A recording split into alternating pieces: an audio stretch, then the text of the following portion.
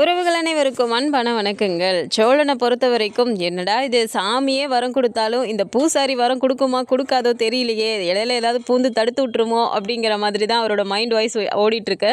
ஏன்னா கல்யாணத்தில் மணமேடை வரைக்கும் போய் உட்காந்துட்டாரு.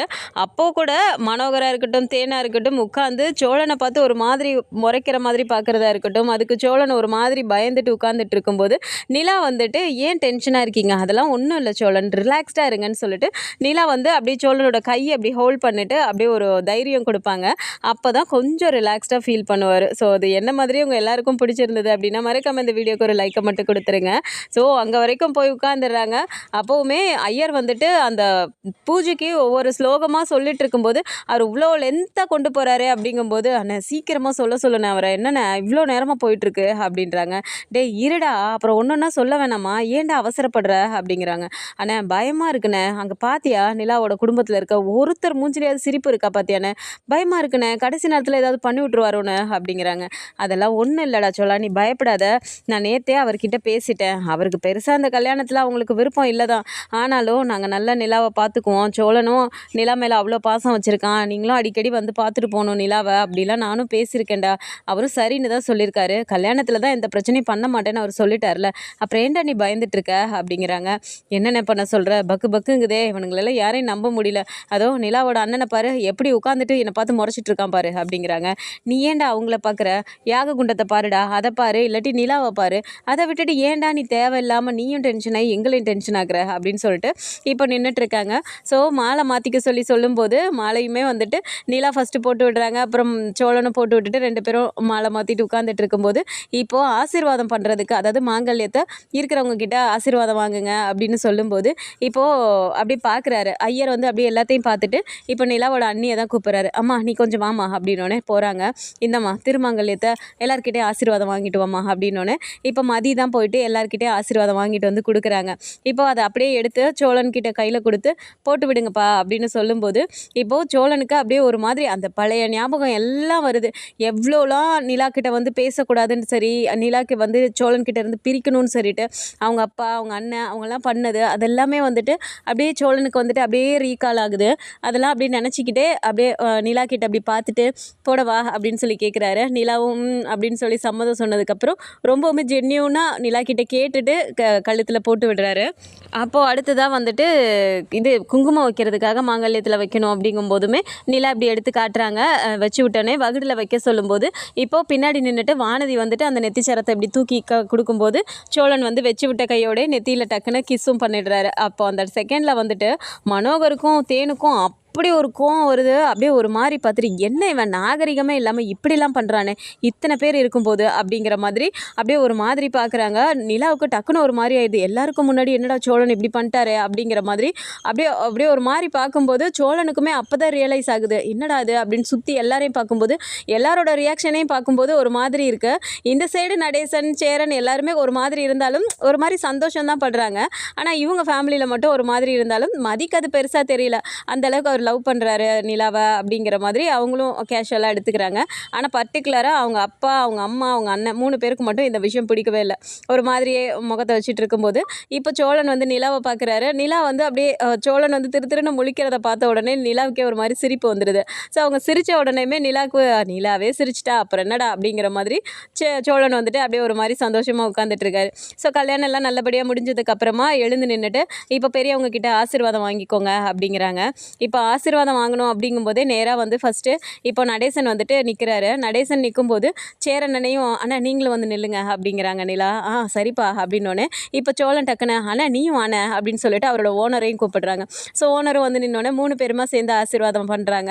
அடுத்ததாக இப்போ நிலாவோட அப்பா அம்மா கிட்ட போகிறாங்க. போனோடனே இப்போ நிலாவுக்கு வந்து அப்படியே கண்ணெல்லாம் கலங்குது. தேன் அப்படியே ஒரு மாதிரியே பார்த்துட்டு இருக்கும்போது அம்மா உனக்கு பிடிக்கலன்னு எனக்கு தெரியும், எனக்காக என்னோட ஆசைக்காக தான் நீங்கள் 2 பேரும் ஒத்துட்ருக்கீங்கிறதும் எனக்கு தெரியும், ஆனால் இது எனக்கு பிடிச்சிருக்குமா, நான் நல்லா இருக்கணும்னு சொல்லிட்டு உங்களோட ஆசீர்வாதம் எனக்கு வேணும், ஆசீர்வாதம் பண்ணுங்க அப்படின்னோடனே இப்போ மனோகர் வந்துட்டு அப்படியே நீ நல்லா இருப்படா, ஒன்றும் பிரச்சனை இல்லை, உனக்கு பிடிச்ச வாழ்க்கைன்னு தானே நீ சொல்லியிருக்க, அதுக்காக தான் அப்பாவே ஒத்துக்கிட்டேன், நான் பழைய மாதிரி அந்த தப்பை பண்ணிடக்கூடாதுன்னு சொல்லிட்டு தான் இப்போ உனக்கு பிடிச்சதை நான் அமைச்சு தரணும்னு சொல்லி தான்டா பண்ணேன் அப்படின்னு சொன்ன உடனே நிலாவுக்கு ஒரு மாதிரி ஆகிடுது. டக்குன்னு அவங்க அப்பாவை கட்டி பிடிச்சிக்கிறாங்க.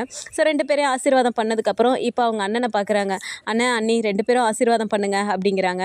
இப்போ அவங்க அண்ணன் கொஞ்சம் முறுக்கிட்டு நிற்கும்போது அப்படியே நிலா வந்து பார்க்குறாங்க அவங்க அப்பாவை. அப்போ மனோகர் டக்குன்னு தாஸு அப்படிங்கிறாரு. சரிப்பா அப்படின்னு சொல்லிட்டு இப்போ 2 பேர்கிட்டையும் ஆசீர்வாதம் வாங்கின உடனே இப்போ அவரும் ஆசீர்வாதம் பண்ணுறாரு. டக்குன்னு நிலா போயிட்டு அவங்க அண்ணியை கட்டி பிடிச்சிக்கிறாங்க.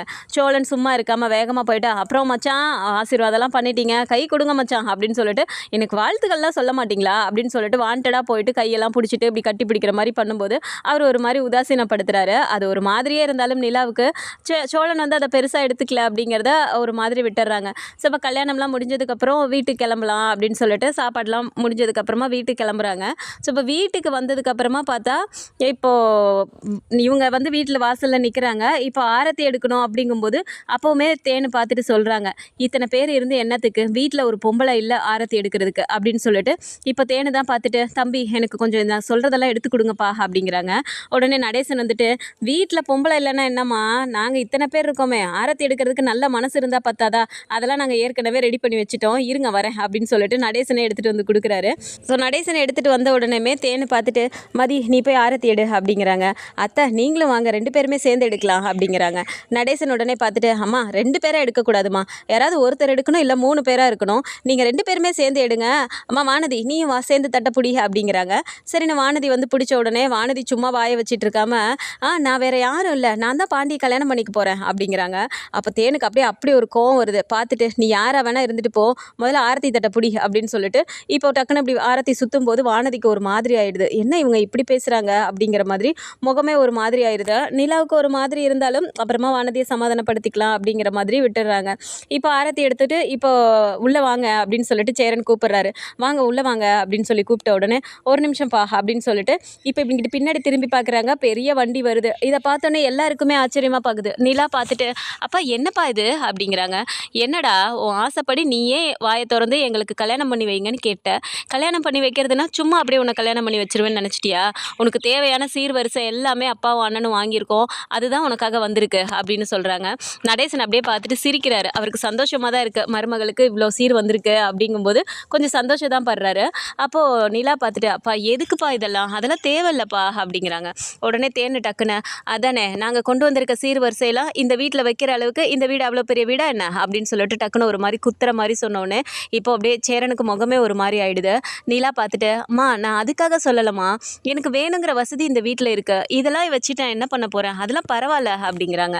மனோகர் பார்த்துட்டு, இருக்கட்டும்டா உனக்கு செய்ய வேண்டிய கடமை எங்களுக்கு இருக்குல்ல, அதுக்காக தான் நான் செஞ்சுருக்கேன் அப்படின்னு சொல்லிட்டு எல்லாத்தையும் இறக்கி வச்சுருங்கப்பா அப்படின்னோடனே சரிங்க சார் அப்படின்னு சொல்லிட்டு எல்லாத்தையும் கொண்டு வந்து இப்போ ஹால் ஃபுல்லாக உள்ளார வந்து பரப்பி வச்சிடுறாங்க. எல்லாமே ஃபுல்லாக அடைச்சி போயிடுது. நிலாவுக்கு கொண்டு வந்த சீர்வரிசையை வச்ச உடனே இப்போ அதை எங்கெங்கே எடுத்து வைக்கிறதுங்கிறதே புரியல அவங்களுக்கு. எல்லாமே பெருசு பெருசாக தேவையான எல்லாத்தையும் கொண்டு வந்து இறக்கியிருக்காங்க. ஸோ இப்போ மனோகர் நிலாவை பார்த்துட்டு, மடி நிலா உனக்கு பிடிச்ச மாதிரி எல்லாமே பண்ணிட்டேன் அப்பா, உனக்கு இப்போ சந்தோஷமாடா அப்படிங்கிறாங்க. என்னப்பா இப்படி கேட்டீங்க, நான் கேட்டேனேங்கிற ஒரே வார்த்தைக்காக எனக்கு இவ்வளோ பண்ணியிருக்கீங்க, இதை விட எனக்கு வேறு என்னப்பா வேணும், நான் ரொம்ப சந்தோஷமாக இருக்கேன் அப்படிங்கிறாங்க. சரிம்மா பார்த்துக்கோ, நாங்கள் கிளம்புறோம், உன் கல்யாணத்துக்காக தான் நாங்கள் வெயிட் பண்ணோம், உனக்காக தான் இங்கேயே வந்தோம், நீ வரமாட்டேன்னு சொல்லிட்டேன், உனக்கு பிடிச்சதை நாங்கள் பண்ணிட்டோம், நாங்கள் கிளம்புறோம்டா, திருவண்ணாமலைக்கு போகிறோம் அப்படிங்கிறாங்க. அப்பா அப்படின்னு சொல்லி கூப்பிடுறாங்க. சொல்லுமா அப்படின்னோடனே, இல்லைப்பா என்ன அடிக்கடி வந்து பார்த்துட்டு போங்கப்பா, அதுக்காக என்னை கல்யாணம் பண்ணி கொடுத்துட்டோமேன்னு வராமலாம் இருக்காதீங்க அப்படிங்கிறாங்க. அதுக்கு என்னம்மா அடிக்கடி அப்பா இங்கே வரும்போது வந்து உன்னை பார்த்துட்டு போகிறேன் அப்படிங்கும்போது இப்போது தேனு எதுவுமே பேச மாட்டேங்கிறாங்க. அப்படியே நின்றுட்டு இருக்கும்போது தேனுக்கு வந்து அந்த கோவம் இருக்குங்கிறது நிலாவுக்கு நல்லாவே புரியுது. போயிட்டு, என்னம்மா ஏம்மா ஒன்று கூட பேசவே மாட்டேங்கிற அப்படிங்கிறாங்க. உனக்கு என்னடி, உனக்கு பிடிச்ச மாதிரி வாழ்க்கையை நீ அமைச்சிக்கிட்ட, உனக்கு எங்கள் ஆசீர்வாதத்தோட கல்யாணம் நடக்கணும்னு தானே ஆசைப்பட்டேன், அதான் ஆசீர்வாதம் பண்ணிட்டோமே, அப்புறம் என்ன அப்படிங்கிறாங்க. ஏம்மா இப்படியே பேசிகிட்டு இருக்க, அப்பாவே ஒத்துக்கிட்டாரு, நீ ஏமா இப்படி பண்ணுற அப்படிங்கிறாங்க. உங்கள் அப்பா வேணா உனக்காக பெரிய மனசு பண்ணி பண்ணலாண்டி, ஆனால் எனக்கு நான் என்னதான் உன்னை ஒரு நிமிஷம் வாடி பேசலான்னு கூப்பிட்டது கூட வரமாட்டேன்ட்டில, அப்புறம் என்ன இப்போ வந்து அம்மா அம்மான்னு கூப்பிட்டுருக்க அப்படிங்கிறாங்க. ப்ளீஸ்மா புரிஞ்சுக்கோமா, என்னம்மா இப்படி பண்ணுற, நீங்கள் 2 பேரும் இல்லாமல் நான் என்ன பண்ணுவேன், நீங்கள் 2 பேரும் என்கிட்ட பேசாமல் இருந்தப்போ நான் எவ்வளோ மிஸ் பண்ணேன்னு தெரியுமா அப்படிங்கிறாங்க. சொல்லிவிட்டு அப்படி நிலா கண் கலங்கும்போது தேனுக்கே ஒரு மாதிரி ஆயிடுது. சரி நிலா அழுகாத, உனக்கு சந்தோஷம் இதுதானா, நீ சந்தோஷமாக இருடி அப்படிங்கிறாங்க. சரிம்மா அப்பப்போ வீட்டுக்கு வந்துட்டு போம்மா, வராமலாம் இருக்காதம்மா அப்படிங்கிறாங்க. சரி சரி அப்படின்னு சொல்லிட்டு அப்படியே வீட்டை ஒரு மாதிரி பார்க்குறாங்க. சேரன் அப்படியே டக்குன்னு வந்துட்டு, அம்மா நான் நேற்று சொன்ன மாதிரி தான், தயவு செஞ்சு யாரும் வீடு இப்படி இருக்கே நிலா இந்த வீட்டில் கஷ்டப்படுமோன்னெலாம் தயவு செஞ்சு நினைக்காதீங்க. கொஞ்ச நாள் தான், ரொம்ப நாள்லாம் இல்லை, சீக்கிரமாகவே நாங்கள் இந்த வீட்டை மாற்றி அமைச்சிருவோம். நிலாவுக்கு பிடிச்ச மாதிரி நீங்கள் எப்படிலாம் நிலா வாழணும்னு ஆசைப்பட்டீங்களோ அதே மாதிரி நாங்கள் சீக்கிரமாகவே மாற்றிடுவோம். இதோ என் தம்பி கூட என் நிலாவுக்கு என்னென்னலாம் பிடிக்கும்னு பார்த்து பார்த்து தான் பண்ணுவான். நீங்கள் அதெல்லாம் கவலைப்படாதீங்கம்மா அப்படின்னு சொல்லும்போது சோழன் அப்படியே நின்றுட்டு பார்க்குறாரு. பார்த்துட்டு, இப்போ என்ன உங்களுக்கு இந்த வீடு பெருசாக இல்லை அதானே, நான் அதெல்லாம் என் நிலாவுக்கு என்ன தேவையோ அதெல்லாம் நான் கண்டிப்பாக ஒரு நாள் பண்ணுவேன். இன்றைக்கி வேணால் நான் இப்படி இருக்கலாம், ஆனால் என்றைக்காவது ஒரு நாள் கண்டிப்பாக நான் பண்ணுவேன் அப்படிங்கிறாங்க. நீ என்னைக்கு பண்ணி என் பொண்ணு என்னைக்கு பெரிய வீட்டில் இருக்க போகிறாளோ அப்படிங்கிறாங்க. உடனே நிலா பார்த்துட்டு, அம்மா திரும்ப திரும்ப அதே பேசாதம்மா, வீட்டில் என்னம்மா இருக்குது, இதே வெறும் செங்கல் கட்டடம் தாம்மா, ஆனால் வீட்டில் இருக்கவங்கள பாருமா, அவங்கள யோசிமா, என்னை ராணி மாதிரி பார்த்துக்கிறாங்க, நான் எது சொன்னாலும் அப்படியே கேட்பாங்க, எனக்கு எந்த ரெஸ்ட்ரிக்ஷனும் கொடுக்க மாட்டாங்க, எனக்கு நானாக உணர்றேன் அப்படின்னா அது இந்த வீட்டில் தாம்மா, தயவு செஞ்சு புரிஞ்சுக்கோமா அப்படிங்கிறாங்க. இங்கே பாருடி, நீ சந்தோஷமாக இருக்கக்கூடாதுன்னு நாங்கள் யாரும் யோசிக்கல, நீ வசதியாக இருக்கணும், எந்த கஷ்டமும் இல்லாமல் இருக்கணும்னு சொல்லிட்டு தான் நாங்கள் ஒவ்வொருத்தரும் யோசிக்கிறோம், அதை புரிஞ்சுக்கிறதுக்கு நீ ரெடியாக இல்லைல்ல அப்படிங்கிறாங்க. அதெல்லாமே எனக்கு நல்லாவே புரியுதுமா, நீ வேணா பாரு, சீக்கிரமாகவே இந்த வீட்டை மாற்றி அமைச்சிட்டு இந்த வீடு கிரகப்பிரவேசத்துக்கு உங்களை நான் கண்டிப்பாக வந்து வீட்டில் இன்வைட் பண்ணுவேன் அப்படிங்கிறாங்க. அப்போ மனோகரும் பார்க்குறாரு. சரிடா, நீ சந்தோஷமாக இருந்தால் எங்களுக்கு அதுவே போதும், நாங்கள் கிளம்புறோம் அப்படின்னு சொல்லிட்டு அவர் கிளம்ப பார்க்குறாரு. அப்போ டக்குன்னு நடேசன், சம்மந்தி ஒரு நிமிஷம் அப்படிங்கிறாரு. சொல்லுங்கள் அப்படின்னோடனே, இல்லை தப்பாக எடுத்துக்காதீங்க கேட்குறேன்னு, உடனே கிளம்புறேங்கிறீங்க, நைட் நேரத்தில் அவங்களுக்கு இன்றைக்கி முறையாக கல்யாணம்லாம் பண்ணி வச்சுருக்கோம், நைட்டு கொஞ்சம் ஏற்பாடெல்லாம் பண்ண வேண்டியிருக்குல்ல, வீட்டில் முறையாக பொம்பளைங்க இருந்து பண்ண வேண்டிய விஷயம் அது, நாங்கள் தான் இருக்கோம், யாராவது ஒருத்தர் இருந்து நிலாவுக்கு கூடவே இருந்து நைட் அந்த சடங்கெல்லாம் முடிச்சுட்டு அதுக்கப்புறம் நீங்கள் கிளம்பலாம்ல அப்படிங்கிறாங்க. சோழன் அப்படியே பார்க்குறாரு. என்னது சடங்கா, என்ன சொல்ல, ஐயோ நிலா என்ன சொல்ல போறாலோ தெரியலையே, இந்த ஆள் பாட்டுக்கு இப்படி பேசிட்டு இருக்காரு அப்படிங்கிற மாதிரி. யோ நடேசா, ஏன் நீ அப்போ இதெல்லாம் கேட்டுட்டு இருக்க, நிலா இதுக்கு ஓகே சொல்லிட்டாளா அப்படிங்கிறாரு. டேய் நீ என்னடா விவரம் இல்லாமல் பேசுகிற மாதிரி பேசிகிட்டு இருக்க, நிலா கிட்ட போய் இதெல்லாமா நம்ம கேட்டுட்டு இருக்க முடியும், அதான் முறைப்படி அதுவே பிடிச்சி தான் கல்யாணத்துக்கு ஏற்பாடு பண்ண சொல்லியிருக்கு, அதெல்லாம் நடக்கிறது தானாக நடக்கும், இதெல்லாம் போய் மருமகிட்ட கேட்டுட்டா இருக்க முடியும் அப்படின்னு சொல்லிட்டு, இப்போது கொஞ்சம் பேசுங்க சம்மந்தி உங்கள் வீட்டை மாட்ட அப்படின்னு சொல்கிறாரு. நான் இதை பற்றி என்ன பெருசாக பேசுறது, அதெல்லாம் தானாக எல்லாமே நடக்கும், நீங்கள் தான் இருக்கீங்கல்ல பார்த்துக்கோங்க அப்படின்னு சொல்லிட்டு அவர் கிளம்புறாரு. இப்போ நிலா வந்து பார்த்தா மதிக்கிட்ட பேசிகிட்டு இருக்காங்க. ஸோ அவங்க ரெண்டு பேரும் பேசிட்டு ஏதோ அங்கே நின்றுட்டு இருக்கும்போது இங்கேருந்து தாசு கூப்பிட்றாரு. மதி வா கிளம்பலாம் அப்படிங்கிறாங்க. சரி நிலா பார்த்துக்கோ, எதுவாக இருந்தாலும் ஃபோன் பண்ணு, உங்கள் அண்ணன் கூப்பிட்றாரு, நான் கிளம்புறேன் அப்படிங்கிறாங்க. சரிங்க நீ அப்படின்னு சொன்னோடனே இப்போ இவங்க எல்லாம் கிளம்பி போயிடுறாங்க. இப்போ வீட்டில் பார்த்தா ஃபுல்லாக அடைச்சி வச்சுருக்காங்க. இப்போ உள்ளே வந்து பார்த்தா நிற்கிறதுக்கு கூட இடம் இல்லை. நடேசன் அப்படியே பார்க்குறாரு. அடேங்கப்பா, இப்போ எவனாவது பேசட்டும் ஊர்க்காரனுங்க, உன் மருமக வீட்டை விட்டு போயிடுச்சு, கோச்சிட்டு போயிடுச்சு, உன் வீட்டில் பொண்ணுங்களே தங்காதுன்னு எவனாவது ஏதாவது பேசட்டும், அதுக்கப்புறமா நான் வச்சுக்கிறேன், நான் போய் முதல்ல டீ கடைக்கு போயிட்டு வந்துடுறேன் அப்படிங்கிறாரு. அங்கிள் எங்கே போகிறீங்க, இப்போ எதுக்கு டீ கடைக்கு, இப்போ தானே அங்கேருந்து வந்திருக்கோம், டீ தானே வேணும், வீட்டிலே போட்டு சாப்பிட்டுக்கலாம் இருங்க அப்படிங்கிறாங்க. மடி நான் என்ன டீ கடைக்கு டீ குடிக்க போகிறேன்னு நினச்சிட்டு இருக்கியா, அதெல்லாம் இல்லைம்மா, என் வீட்டில் எவ்வளோ சீர்வரிசை வந்து இறங்கியிருக்கு, என் மருமகளுக்கு அவங்க வீட்டிலேருந்து வந்து இறக்கியிருக்காங்கன்னு சொல்லிட்டு அவனுங்கக்கிட்டே நான் போய் பேச வேணாம், அதுக்கு தான்மா போகிறேன் அப்படிங்கிறாங்க. அப்போ அப்படியே நிலா பார்த்துட்டு, அங்கிள் நீங்கள் அடங்கவே மாட்டிங்களா அப்படிங்கிறாங்க. மடி எது எந்தெந்த நேரத்தில் பண்ணணுமோ அதாவது அந்தந்த நேரத்தில் பண்ணாதாம்மா ஊர் வாயை அடைக்க முடியும், அதெல்லாம் நான் பார்த்துக்கிறேன், நீங்கள் எல்லாம் பார்த்துட்ருங்க, நான் இதை வந்துடுறேன் அப்படின்னு சொல்லிட்டு அவர் சைக்கிள் எடுத்துகிட்டு கிளம்பி போயிடுறாரு. இப்போ சேரன் பார்த்துட்டு, ஏன் பண்ணல உனக்கு சந்தோஷம் தானே அப்படிங்கிறாங்க. எனக்கு என்னென்ன, நான் சந்தோஷமாக தான் இருக்கேன் அப்படிங்கிறாங்க. இல்லைப்பா என்ன வேணால் சொல்லு, உன் அப்பா அம்மா வருத்தப்படுறதுலேயும் ஒரு நியாயம் இருக்குப்பா அப்படிங்கிறாங்க. ஏன்னா என்னென்ன அப்படிங்கிறாங்க. ஆமாப்பா, இவ்வளோ சீர்வரிசையாக அவங்க சக்திக்கு கொண்டு வந்து இறக்கிட்டு போயிட்டாங்க, ஆனால் பாரு இதெல்லாம் எங்கெங்கே எடுத்து வைக்கிறதுன்னு கூட நமக்கு தெரியல, நம்ம வீட்டில் இந்த நிற்க கூட இடம் இல்லாமல் நம்ம நின்றுட்டுருக்கோம், ஏதாவது பண்ணணும்ப்பா அப்படிங்கிறாங்க. நீங்கள் கவலையே படாதீங்கண்ணே, சீக்கிரமாக நம்ம ரெண்டு பேரும் பேசின மாதிரி சூப்பராக ஒரு கம்பெனி ஸ்டார்ட் பண்ணுறோம், நம்ம மற்ற ப்ராஜெக்ட் பண்ணுறோமோ இல்லையோ நம்ம வீட்டை முதல்ல சூப்பராக நம்ம மாற்றி அமைக்கிறோம் அப்படிங்கிறாங்க.